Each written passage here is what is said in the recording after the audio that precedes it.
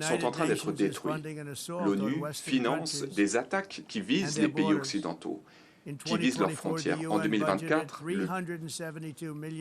quelques 350 millions de dollars ont été apportés par l'ONU pour permettre à des centaines de milliers de migrants de se rendre aux États-Unis. Vous vous rendez compte, l'ONU aide ces migrants à se rendre illégalement aux États-Unis et ensuite nous devons les chasser. L'ONU a également apporté une aide alimentaire, des cartes bancaires à des migrants illégaux. Vous vous rendez compte? Des migrants qui ont ensuite franchi la frontière sud des États-Unis. Ce sont des millions de personnes qui ont franchi la frontière sud. Avant mon arrivée, des millions de personnes affluaient jour après jour. En l'espace de 4 ans, 25 millions de personnes, en raison de l'administration incompétente de mon prédécesseur. Mais nous avons mis un terme à tout cela. À vrai dire, il n'y a plus personne qui franchit la frontière, car ils savent que cette frontière est infranchissable. Mais ce qui a lieu est absolument inacceptable. L'ONU est une organisation qui est censée mettre un terme aux invasions, et non pas les produire, et non pas les financer.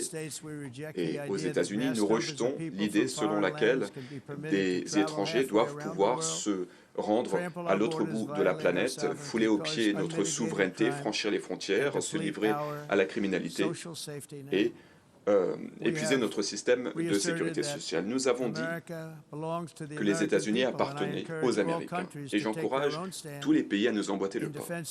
Vous devez défendre vos propres citoyens. Vous devez le faire. Je ne vais pas citer le nom des pays, mais le fait est que je pourrais citer le nom de vos pays. Vos pays sont en train d'être détruits.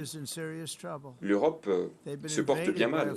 L'Europe a été envahie par des migrants illégaux, et c'est du jamais vu dans l'histoire. Des migrants illégaux qui affluent en Europe et personne ne fait rien. Personne ne fait rien pour les chasser. Ce n'est pas viable. Vous préférez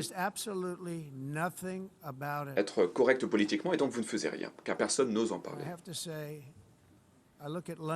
Lorsque je regarde Londres, par exemple, où vous avez vraiment un maire extrêmement incompétent, eh bien Londres a vraiment changé. Il souhaite imposer la charia à Londres, alors que c'est un autre pays, vous ne pouvez pas imposer la charia.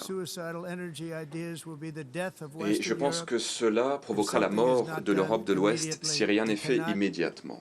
Ce n'est pas viable.